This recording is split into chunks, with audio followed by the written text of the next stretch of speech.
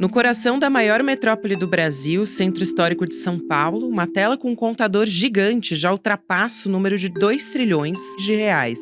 Esse é o valor que o Estado brasileiro arrecadou com impostos em 2023, desde o dia 1º de janeiro até hoje. O Impostômetro é uma iniciativa da Associação Comercial de São Paulo.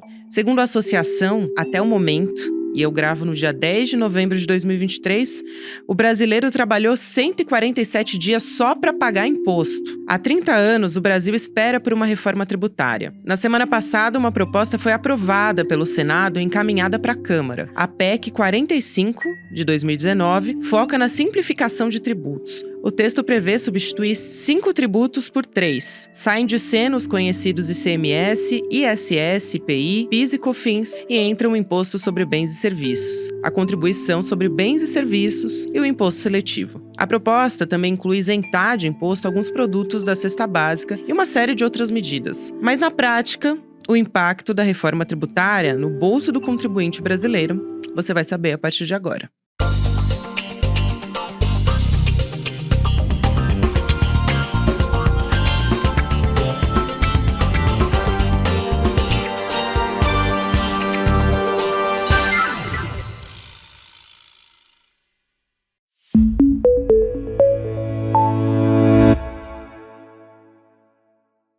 Olá, seja muito bem-vindo, seja muito bem-vinda. Eu sou a Gabriela Varela, esse é o Videocast em Detalhes e aqui sempre com convidado, com uma convidada, a gente conversa sobre uma temática, uma notícia importante do momento e hoje a gente vai falar sobre reforma tributária. Eu converso com o Guilherme Mello, que é secretário de Política Econômica do Ministério da Fazenda.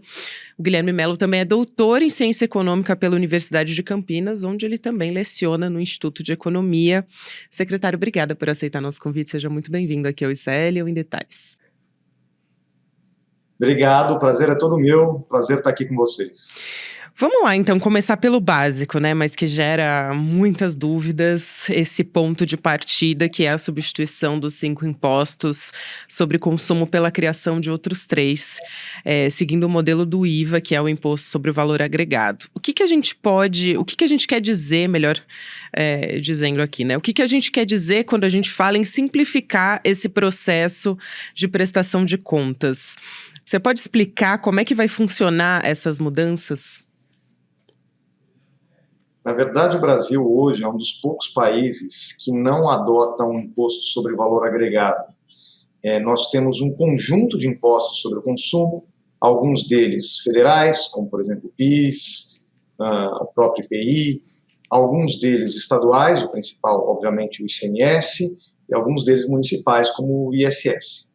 Cada um tem a sua própria regulação, cada um tem os seus próprios critérios, abrange um conjunto de produtos ou serviços, e mais do que isso, como eles são separados por estado ou por município, muitas vezes cada estado tem uma regra, tem um conjunto de exceções próprias, ou seja, você tem uma infinidade de regras tributárias que variam de estado para estado, de município para município, e isso gera uma grande confusão na hora de o contribuinte fazer o pagamento do seu tributo.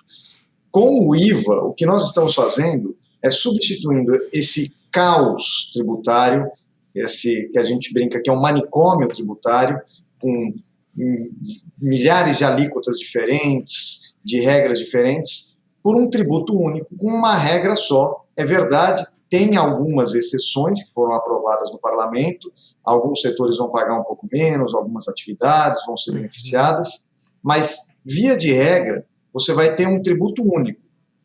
Esse tributo único, esse chamado Imposto sobre Valor Agregado, está formalmente dividido em 2 partes: a contribuição sobre bens e serviços e o imposto sobre bens e serviços. A contribuição é de responsabilidade da União, é a União que recolhe, e o imposto são estados e municípios. No entanto, apesar de formalmente serem 2 tributos, para o contribuinte vai aparecer como um só.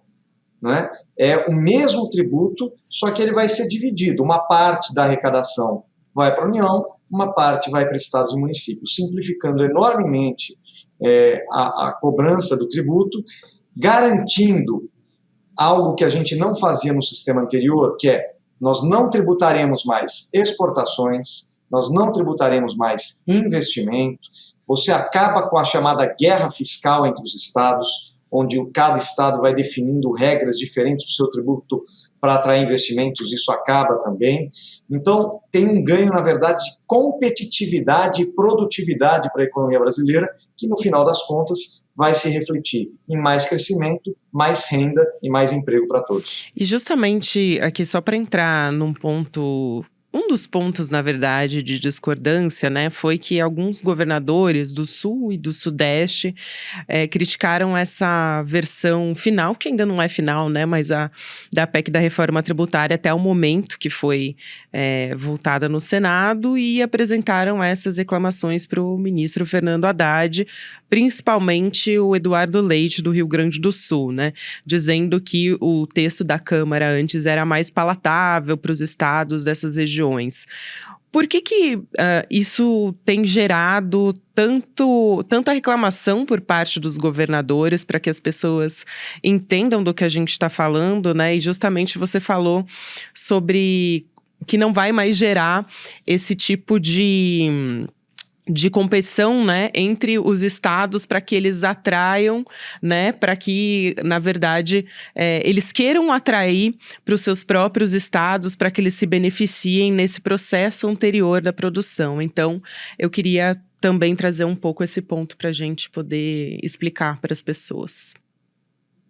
Então, o que ocorre é que a proposta que foi originalmente enviada pelo governo federal previa o que eu poderia chamar de uma tributação, um imposto sobre valor agregado, que eu chamaria de puro sangue, ou seja, aquele com pouquíssimas exceções, uma regra única para todos os setores, para todas as regiões, né?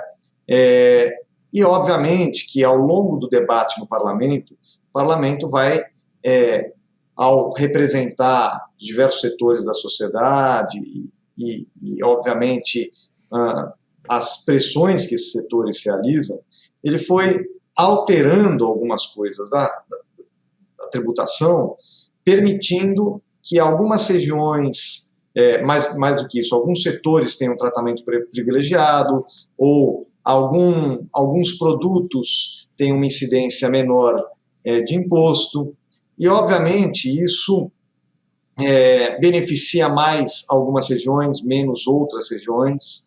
Então, é verdade que isso acaba criando algum tipo de resistência, seja de alguns setores, seja de algumas regiões. No entanto, eu sempre costumo dizer que a reforma tributária boa é aquela que é capaz de ser aprovada.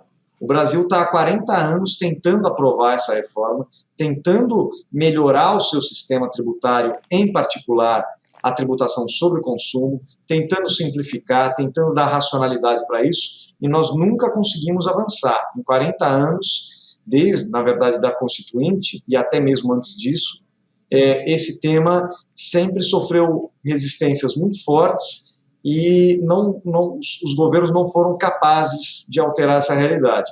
Eu acho que, apesar de nós termos aprovado um novo tributo, que não é aquele presente, um manual de economia, ele não é uma tributação completamente isenta de problemas, ela é um avanço significativo em relação ao nosso sistema tributário atual. Só para te dar um exemplo, o nosso sistema tributário atual foi classificado pelo Banco Mundial entre um dos piores sistemas do mundo. Eles fizeram uma pesquisa com 190 países, o Brasil ficou na posição 184, um dos piores sistemas tributários do mundo, em grande medida por causa da complexidade e dessa desigualdade, desarmonia na tributação sobre o consumo.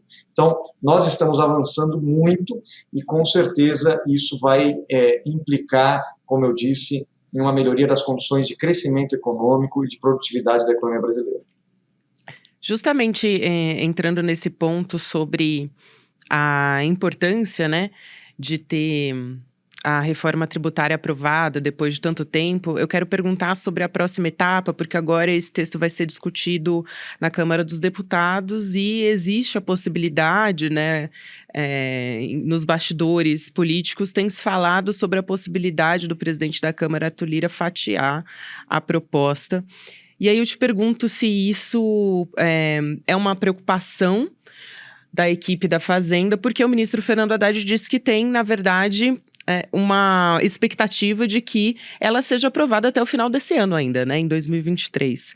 Então, isso está sendo levado em consideração por vocês? É uma preocupação ou não? Não, certamente eu tenho convicção que a proposta vai ser aprovada ainda esse ano.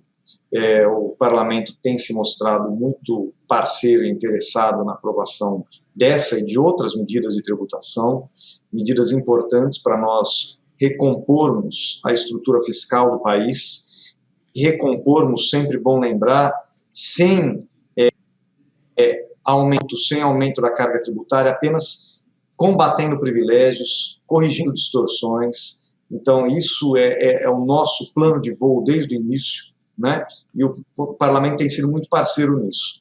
O que acontece agora é que a Câmara aprovou uma versão da reforma. O Senado pegou a versão da Câmara e fez algumas alterações, digamos assim, marginais, nada que mude a estrutura do tributo, que mude a base do tributo, certo? Apenas incluiu uma exceção, uma mudança de alíquota aqui, outra ali. Agora, a Câmara vai ter que decidir se ela mantém o texto que foi aprovado no Senado ou se ela retoma o texto que foi aprovado pela Câmara dos Deputados. Isso, obviamente, é um processo de diálogo, de negociação entre os parlamentares, entre as duas casas, mas eu estou bastante convencido de que esse processo vai ser rápido e vai se encerrar ainda esse ano, para no ano que vem a gente já começar o período de transição desse sistema tributário antigo, esse sistema tributário ineficiente, esse sistema tributário que tira a competitividade das nossas exportações, dos nossos investimentos, da nossa indústria e das nossas empresas como um todo, para um novo sistema tributário mais racional, mais simples, mais competitivo e que, como eu disse, junto com outras medidas de tributação que nós estamos adotando, seja a tributação, por exemplo, dos fundos dos super ricos, seja a proposta de alteração do sistema de subsídios de ICMS, que abatia a base de cálculo de tributos federais, ou seja, a própria reforma do imposto de renda, que nós vamos apresentar assim que for aprovada definitivamente a reforma do tributo sobre consumo. Então, na verdade, nós estamos reformando o conjunto do sistema tributário brasileiro, para ele ficar com duas características: simples e, como nós chamamos, progressivo, ou seja, onde o rico pague mais que o pobre. Mas, secretário, você acredita que possa sim existir pontos para serem analisados posteriormente, né? Que é justamente esse fatiamento da proposta que foi sinalizado, inclusive, pelo presidente da Câmara. O que é comum, obviamente, pode ser promulgado imediatamente. O que não é comum, a Câmara, em algum momento, vai ter que decidir como é que ele vai, como ela vai proceder, se vai manter o texto do Senado ou se vai retomar o texto da Câmara. Mas o comum é a base do tributo, então nós estamos bastante tranquilos em relação a isso. E sobre a alíquota padrão, né, que também ainda vai ser definida, a estimativa da Fazenda era algo como entre 26% e 37,5%. Vocês têm dialogado também com o Congresso sobre isso? E esse cálculo, ele não leva em consideração todas essas exceções que são inseridas depois, né, na reforma de última hora, muitas vezes. A alíquota, ela é o resultado, porque o que nós estamos garantindo é que a tributação sobre o consumo não vai aumentar em relação a uma média do que foi no passado, né? Então, nós estamos falando assim, a gente olhou a média do passado e falou, olha, a tributação do consumo vai ser, no máximo, igual a essa média que nós tivemos no passado. A partir daí, você vai ter que calcular, o que a gente chama de calibrar a alíquota, para que a arrecadação seja, no máximo, essa média do passado. essa calibragem vai depender exatamente de quantas exceções vão ser colocadas, porque toda vez que você coloca um setor ou um produto, né, beneficiado com uma alíquota menor, isso quer dizer que os outros produtos, os outros setores vão ter que pagar um pouquinho mais para compensar a perda de arrecadação que você está tendo com esse setor ou esse produto. Então, a alíquota final é um resultado, né, desse processo de calibragem. Então, nós temos ainda que aguardar, mas o que eu tenho ouvido das pessoas que trabalham, inclusive nós temos talvez o maior especialista aqui no Ministério da Fazenda em reforma tributária, que é o Bernardo Api, é que é possível que a alíquota seja próxima ou até mesmo inferior a 27%, mas isso vai depender desse desenho final do tributo e dessa calibragem para manter o nível de arrecadação atual. E eu acho que é importante a gente dizer, né, secretário, quando a gente fala em exceções, porque a gente está falando de um imposto unificado, né, numa alíquota padrão. E aí as pessoas imaginam muitas vezes que a cesta básica ela vai pagar o mesmo que o cigarro, né? E não é isso, é justamente por isso que existe uma lista de exceções, né, para a gente poder calcular pouco a pouco. E aí, justamente porque eu entrei nessa história do cigarro, eu vou entrar também nesses pontos de mudanças, né, que são propostos pela PEC, como o imposto seletivo, que é o imposto que envolve o cigarro, vai funcionar como uma taxa extra, vamos dizer assim, para ficar mais simples para as pessoas entenderem, para bens e serviços que são ou prejudiciais à saúde ou prejudiciais ao meio ambiente. E tudo isso que eu tô falando aqui, você fica à vontade para me corrigir, tá? Mas eu tô falando do cigarro, eu tô falando das bebidas alcoólicas, mas também tô falando do petróleo, por exemplo, né, de combustíveis fósseis. Eu queria te ouvir sobre isso, porque alguns analistas, vamos dizer assim, econômicos, têm falado numa preocupação com uma sonegação de impostos. Você acha, secretário, que na outra ponta seria importante falar em, por exemplo, acabar com os subsídios nas fontes renováveis? E também queria te pedir para explicar um pouco como é que vai funcionar esse imposto seletivo e a importância dele. Olha, o imposto seletivo é um imposto bastante moderno, bastante atual. Ele existe em vários países e ele, na verdade, alguns chamam de sin tax, né? Imposto do pecado. É um imposto que incide sobre atividades ou produtos prejudiciais à saúde ou ao meio ambiente. Então, você vai ter uma tributação maior para esses produtos em relação àqueles produtos que fazem bem para a saúde e fazem bem para o meio ambiente. É uma forma de você, vamos dizer, incentivar a produção e o consumo de bens e produtos que façam bem para a saúde e para o meio ambiente. Isso já ocorre de alguma forma hoje, por exemplo, a tributação sobre cigarro é muito maior, você deu um bom exemplo sobre a tributação de cesta básica, né? Nós temos também, em relação à cesta básica e ao consumo dos mais pobres, a possibilidade aberta nessa reforma de nós fazermos a devolução do imposto pago através do que no debate técnico se chama de cashback. Eu não gosto dessas expressões em inglês, mas é devolução de dinheiro. Então você paga, mas você recebe de volta o imposto que você pagou, e dessa forma nós podemos, inclusive, fazer uma devolução bastante focalizada naquelas pessoas de menor renda, certo? Para que a pessoa de maior renda que compra o mesmo saco de arroz da pessoa de menor renda, não é justo que eu dê a mesma isenção para os dois, certo? Claro. Então, eu poder selecionar para quem eu vou dar a isenção e para quem eu não vou dar. Então, isso é uma possibilidade aberta também pela reforma. E, de fato, a tributação seletiva, ela se coaduna também com todas as medidas que nós estamos tomando e que já foram anunciadas do plano de transformação ecológica.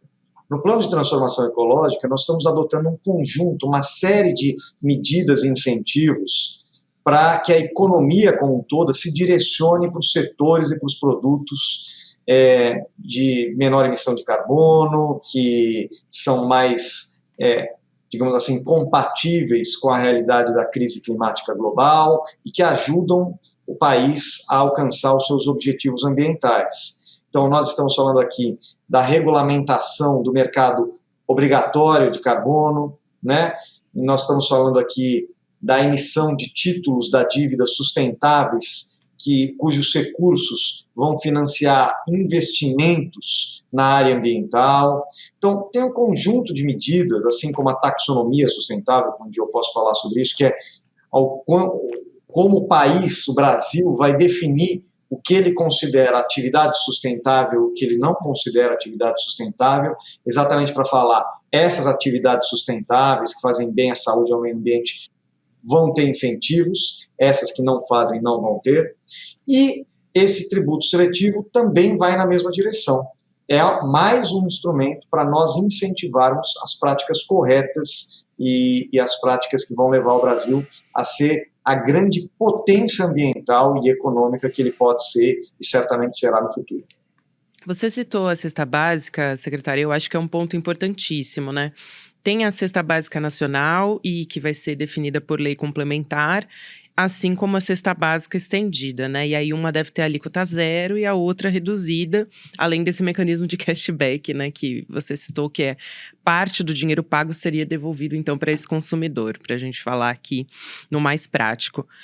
Agora, tem já alguns setores já se movimentando, obviamente, né? O agronegócio quer mais redução de impostos, não poderia nem ser diferente. Alguns economistas também apontaram que ela pode beneficiar os mais ricos e tem a questão da diversidade da população também, né, que precisa ser levada em consideração, já que é uma população, obviamente, muito diversa, com diversas regionalidades e precisa ser levada em consideração a cultura local para se estabelecer um padrão, né?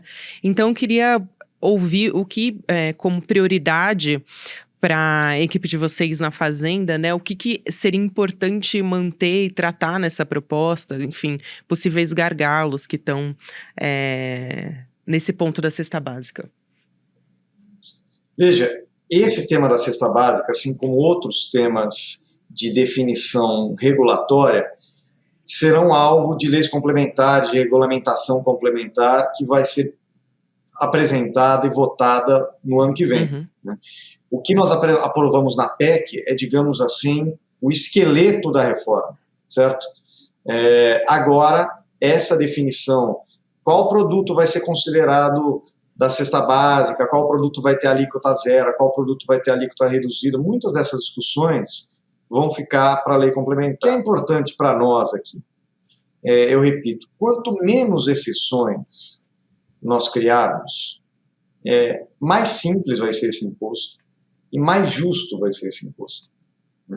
Porque, apesar da tributação sobre consumo não ser tipicamente a tributação responsável por distribuir renda, né, porque ela é paga pelo consumidor, então, até pela natureza desse tipo de tributação, aquele cidadão que consome a maior parte da sua renda acaba pagando proporcionalmente mais do que o cidadão que poupa a maior parte da sua renda. Vamos diferenciar aqui, o pobre consome a maior parte da sua renda, consome toda a sua renda. O rico poupa uma parte, quanto mais rico, maior o tamanho da poupança. Então, por natureza, a tributação sobre o consumo, ela não é uma tributação que vai melhorar a distribuição de renda, mas ela pode não piorar. Ela pode ser, pelo menos, mais neutra do ponto de vista da distribuição. Como? Garantindo que todo mundo pague o mesmo tributo, mas que aqueles mais pobres tenham ou direito de devolução do tributo, certo? E, portanto, eles, na prática, não terão pago, e os ricos terão, então isso vai ajudar a distribuir renda, ou os produtos que eles consomem estejam protegidos por uma alíquota menor, certo?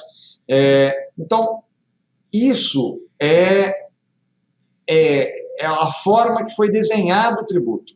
Agora, na regulamentação, quanto menos exceções você colocar, quanto menos produtos diferenciados você incluir numa cesta básica ou algo assim, mais progressivo e mais justo vai ser essa tributação. E a nossa preocupação é isso, é fazer algo eficiente e justo, socialmente justo. Um ponto importante, né, a gente está se encaminhando para o final, mas foi o que você disse que não tem como aprovar. Vou colocar aqui nas minhas palavras, obviamente, não vou conseguir definir exatamente como você fez, mas não tem como ser uma proposta perfeita, né? A reforma tributária está há muitos anos para ser aprovada, enfim, estamos conseguindo, né? Na verdade, foi uma vitória do governo federal conseguir fazer esse encaminhamento da proposta ainda nesse ano. Mas aí o ministro Fernando Haddad, depois da aprovação, ele até deu uma declaração a respeito disso, né? Ele deu uma nota 7,5 ali para o texto da reforma tributária, como foi aprovado até o momento. E aí eu pergunto, o que poderia ser feito ainda nesse processo para chegar a uma nota 10? A gente sabe que vai ser impossível de chegar, né? Mas o que faltaria para chegar a uma nota 10? Trabalhando aqui com a realidade. Veja, o ministro Fernando Haddad foi muito feliz em fazer essa analogia. Ele falou assim, nós estamos saindo de um sistema tributário que é nota 2, né? E eu acho que ele, como professor, tem sido generoso com seus maus alunos, porque o nosso sistema tributário é realmente muito ruim, talvez nem 2 ele mereça, para um sistema tributário que é uma nota 7, 7,5. Né? Ele não é o 10 que poderia ser, mas ele é muito melhor que o 2 que nós temos hoje. Bom, o que nós podemos fazer para melhorar o sistema tributário brasileiro? Do ponto de vista da tributação sobre o consumo, um dos elementos que está presente na regra é que a cada 5 anos vai haver uma avaliação sobre essas exceções que foram criadas. Então, eu acho que a primeira coisa que a gente pode fazer é levar a sério essa avaliação. Avaliar se ela está atingindo o seu objetivo, se é necessário mantê-la, se ela está tendo um impacto positivo do ponto de vista da distribuição de renda, do desenvolvimento regional, ou se não tiver nada disso, se não tiver distribuindo renda, se não tiver gerando investimentos, então é hora de revê-la.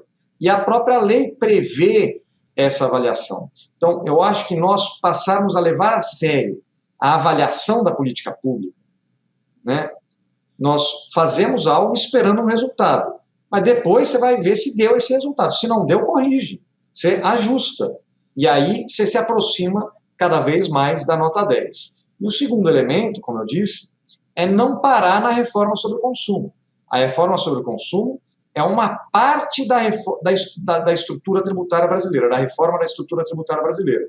Mas ainda temos que avançar na reforma da tributação sobre a renda. Eu falei, a tributação sobre o consumo, ela é muito importante para ganhar competitividade, eficiência, mercados lá fora, etc.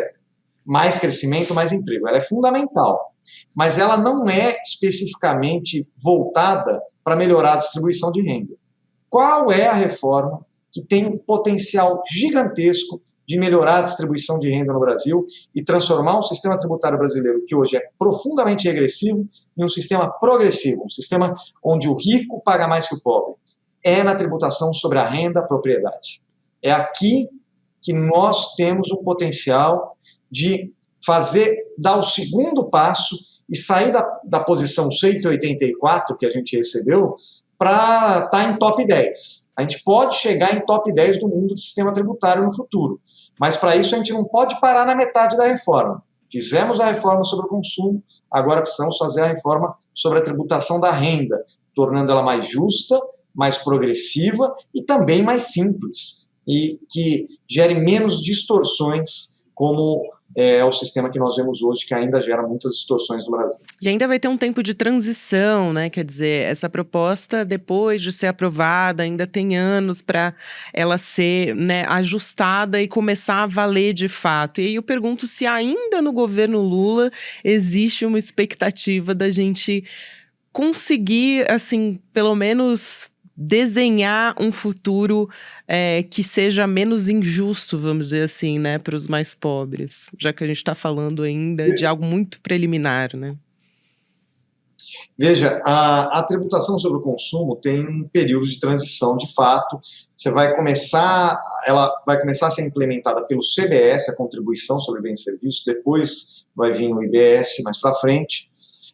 Como eu falei, tem que calibrar a alíquota, vai ter toda a fase de aprovação da legislação complementar, que vai regulamentar esse tributo, isso aí vai ser feito no ano que vem.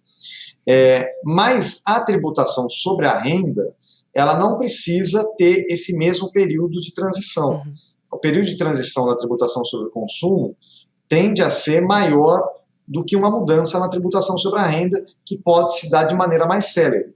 Como a tributação sobre a renda é aquela que tem mais impacto sobre a distribuição de renda, eu acho absolutamente possível que ainda no governo Lula, com o apoio do parlamento, a compreensão de todos os setores, nós consigamos sair desse cenário de um sistema tributário muito regressivo, que beneficia um grupo muito pequeno de pessoas, por um sistema tributário mais justo, mais equânime, que distribua a renda no Brasil. Lembrando que quanto mais a gente distribuir renda, mais a população vai consumir, vai tomar crédito e, portanto, mais o país vai crescer. Vai ser benéfico para todos, inclusive para os ricos, que eventualmente podem, os super ricos, que eventualmente podem ter a sua taxação aumentada nesse processo. A parte, digamos que a parte que nos, convenhamos aqui, secretário, a parte que preocupa é justamente o Congresso colaborar para que essa medida, avance. Mas a gente espera que sim. Quero agradecer aqui a sua presença, seja sempre muito bem-vindo ao ICL, Em Detalhes também. Eu que agradeço, o prazer é todo meu, fico sempre à disposição de conversar com vocês. Grande abraço. Abraço grande. Guilherme Mello é secretário de Política Econômica do Ministério da Fazenda. O videocast Em Detalhes fica por aqui. Próximo episódio vai ao ar às 10h30 da manhã, ao vivo no YouTube, por onde você acompanha toda a programação do ICL Notícias, sempre de segunda a sexta-feira. E também você pode acompanhar nas plataformas de áudio. O videocast fica disponível no formato de podcast a partir das 7 horas, 8 horas da manhã. Para quem acompanha essa transmissão ao vivo no YouTube agora, você fica com o videocast Mercado e Investimentos, com o André Campedelli e a Débora Magan, e na sequência, mais tarde, na verdade, na sequência não, tô exagerando um pouco, mas às 5 horas da tarde você fica com o Rolê ICL, tudo por dentro da internet, o que é de bom e de ruim na internet também, com o William De Luca, e o ICL Notícias segunda edição na sequência, aí sim, 6 horas da noite, comigo, Chico Sá e Chico Pinheiro, todos os dias também de segunda a sexta-feira. Muito obrigada a você que me acompanhou até aqui, até amanhã. Olá, eu sou André Campedelli, professor do curso de Economia Básica do ICL. Estou aqui para te convidar para fazer esse curso que vai te ensinar os princípios básicos da economia. Tudo o que você precisa saber sobre macroeconomia, sobre microeconomia e os principais conceitos econômicos. Então venho aqui te convidar para você não ficar mais fora desse assunto tão importante para entendermos a realidade e a política brasileira. Então, eu te espero lá no curso. Vamos fazer juntos. Um abraço e até a próxima!